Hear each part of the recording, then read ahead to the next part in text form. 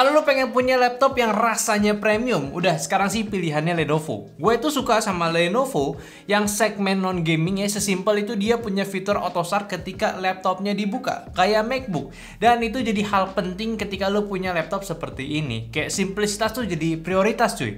Dan gak cuma yang gue bahas aja kali ini, tapi yang belum lama gue bahas juga, harganya lebih murah, itu pun punya fitur yang sama. So, di video kali ini laptop yang akan gue bakal bahas adalah Lenovo Yoga Slim 7 Pro X ya. Laptop spek gaming diracikan untuk profesional punya. So, kalau lu tanya bisa main game di laptop ini ya bisa. Tapi balik lagi nih, khusus untuk para profesional, editor, fotografer, content creator, desain arsitektur, atau sekedar ya untuk berbisnis saja sih ini udah overkill. Tapi tetap lu punya gengsi tersendiri cuy buat lu buat presentasi ke klien kerja kalian. Speknya aman, pakai AMD Ryzen 7 6800HS, CPU-nya kenceng buat laptop tipis, ada GPU discrete RTX 3050 Watt, RAM-nya 32GB LPDDR5, dual channel pula, dan ini laptop yang mungkin ya nggak perlu lu khawatirin lagi pas saat pakai kerja atau bahkan dipakai saat kasual. Kalau dari segi desainnya, kalau lu udah lihat biasa si Lenovo yang kelasan seperti ini, ya udah pasti lu bakalan tertarik. Karena secara overall ini laptop tampangnya profesional yang finishnya juga rapih cuy. Full metal di sisi sasisnya dengan warna metal grey punya, ada logo Yoga sebagai identitas laptopnya dan bahkan nggak gampang bikin fingerprint di bagian ya displaynya ini. Untuk buka laptopnya dia juga ada sisi tajamnya biar mudah untuk angkapnya, serta untuk sisi layarnya dia udah punya bezel tipis modern dengan rasio 16:10 display. Kalau hintsnya ya bisa dibuka sampai 180 derajat dan di sisi keyboardnya punya layout tanpa numpad dengan feel pengetikan yang empuk, backlightnya putih, nggak ada masalah gua sama keyboardnya kecuali satu, tombol arrow-nya yang atas bawahnya itu kecil banget cuy.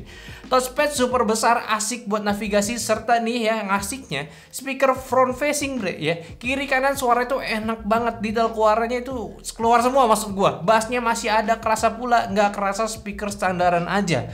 Pula untuk portnya, untuk sebuah laptop tipis ini yang kurang lebih di 1,6 cm ini juga udah cukup oke. Di sisi kiri ada satu USB-A 3.2 Gen 1, dua USB-C 3.2 Gen 2, di kanannya ada power button, satu USB-A 3.2 Gen 1, audio jack combo sama webcam shutter.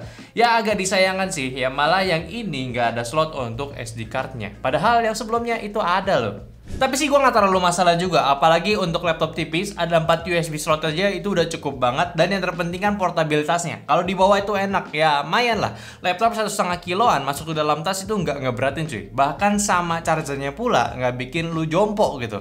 Tapi coba kalau lu udah pakai gun charger ya si laptop ini tuh kayaknya makin kacau, makin keren gitu ya. Jadi secara fisik ini sih cocok banget kalau memang cari simplicitas dari sebuah laptop. Maksud gue ya dari segi kerjaan itu udah pasti dikasih enak, kita kerja dibawa-bawa kemana-mana si laptopnya tuh nggak capek, chargernya nggak kayak laptop gaming sekarang ya yang stylenya tuh ya walaupun selera lagi tapi ya kalau menurut gue sih kalau misalnya selera kayak gini ya seleranya orang profesional gitu, lebih ke berkelas. Jadi kalau misalkan kalian nilai itu nggak selera sama laptopnya kayak apa mungkin ya yang enggak juga ya kan selera balik lagi ya. Buat display, layarnya ini bakalan manjain untuk para kreator ya. 14,5 inci dengan resolusi 3K pure IPS itu gambarnya jadi kelihatan tajam cuy. 120 Hz refresh rate juga, 100% sRGB, ada sertifikasi Dolby Vision, TUV Real buat low blue light-nya, Nvidia G-Sync pula juga ada, serta layarnya ini udah touchscreen cuy, udah mantep ya.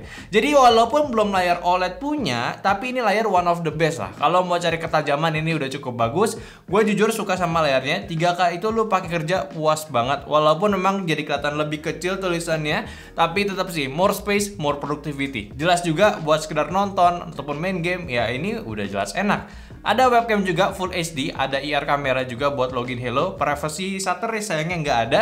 Ya bisa dimatiin juga yang tadi gue udah mention, ada switch untuk matiin secara hardware-nya. Sekarang ke bagian performanya. Oke, tadi kita udah sebutkan juga ini CPU-nya pakai apa. Ini sebenarnya CPU kencang, tapi sedikit informasi tambahan, jangan sampai salah juga ya.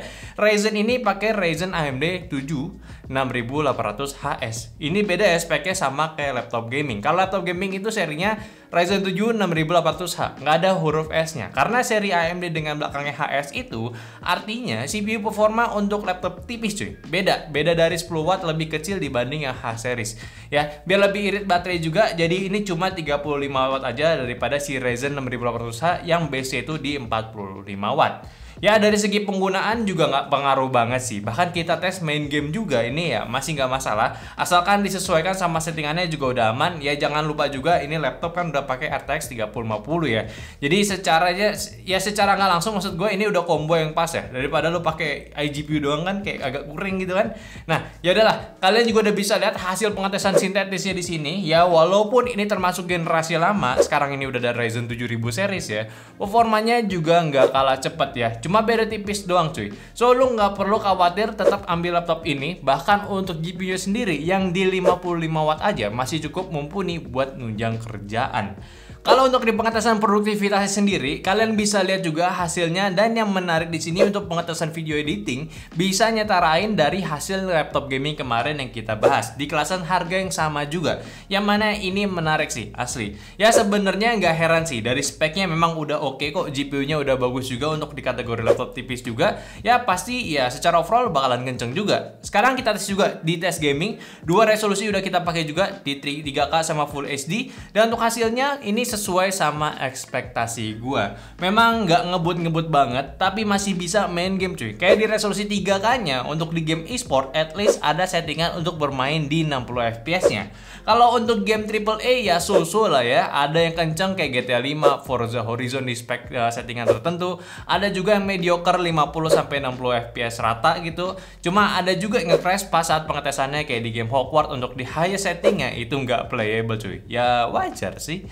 Nah, tapinya kalau lu pengen main yang lancar, nggak banyak pikiran gitu ya, turunin aja resolusinya ke Full HD. Ini lebih aman semua hasil gamenya. Dari game e-sport bisa hampir naikin 2 kali lipat FPS-nya, which is nice ya. Dan juga untuk beberapa game AAA, jadi yang tadi nggak playable, udah bisa lebih aman setidaknya untuk di settingan low to mediumnya ya guys.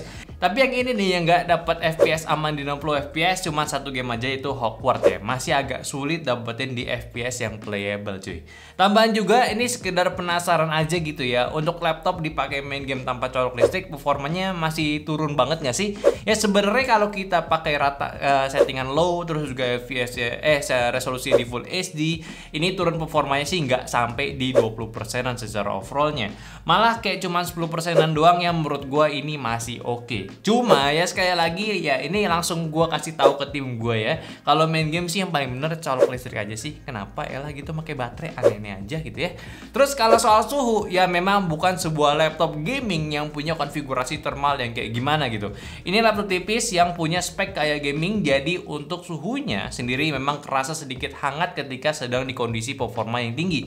Saat tes di sini aja mode idle-nya aja itu bisa nyentuh di 54 derajat Celcius, dan saat di stress testnya ini bisa nyentuh di 99 derajat Celcius saat maksimumnya. Ingat maksimumnya, oke? Baterainya dapat kapasitas di 70 watt hour, awet buat dipakai tanpa charge selama nggak di penggunaan berat ya. Dan sekali lagi dengan charger yang ringan ini salah satu keuntungan lu punya laptop ya si Lenovo ini. Dan juga seperti biasa laptop Lenovo datang dengan Lenovo Vantage-nya, software utilitas yang bisa lu manfaatin untuk setting-setting si laptopnya. Dari kebutuhan standar sampai ke pengecekan kondisi laptop lo ini bisa ya. Ya sesimpel itulah pakainya, tapi tetap fiturnya ini komplit cuy. Sisanya laptopnya ini udah punya konektivitas yang baru juga, yaitu Wi-Fi 6E ya, walaupun belum Wi-Fi 7, dan juga Bluetooth-nya di 5.1 punya. Jadi ya yang perlu kalian pertimbangin sebenarnya dari laptop ini cuma dari segi thermalnya aja sih. Laptop tipis dengan performa kencang pastinya ya buat saat ini jadi langganan suhu yang nggak bersahabat ya. Walaupun belum pernah nyentuh ke sisi overheat cuy, cuman hangat di tangan aja. Tapi laptop ini sebenarnya udah all in one menuhin kebutuhan lu buat kerja sekaligus gaming tipis-tipis cuy. Dari spek gua rasa udah nggak ada masalah, entertainment dan kerja pun ini udah disuguhin layar yang asik pula. Sejauh ini beberapa pengetesan juga nggak di kategori yang jelek banget ya. Ini laptop ini bisa kalian consider kok. Harganya sekitar 23 juta juga, jadi udah nggak takut nggak bisa main game lagi. Memang nggak sekencang ketika lo beli laptop gaming di harganya, tapi laptop ini masih bisa buat ngisi waktu lu penat abis kerja berat cuy. Ya kalau menurut kalian gimana sama si laptop ini? Coba komentarin aja dulu gimana tentang si Lenovo Yoga Slim 7 Pro X nya. Oke, mungkin itu aja dulu pembahasan gue dari laptop tipis, laptop portable dari si Lenovo kali ini. Tolong bantu juga share video ini ke teman-teman kalian yang lagi butuh laptop baru buat kerjaannya, buat lebih produktif lagi. Dan jangan lupa kasih pendapatnya di kolom komentar sama like video ini kalau kalian suka, dan follow semua sosial media kita yang ada di Instagram, TikTok, Facebook, dan Discord yang semua linknya itu ada di deskripsi. Dan terakhir, sampai jumpa di video nyantai selanjutnya. Bye bye.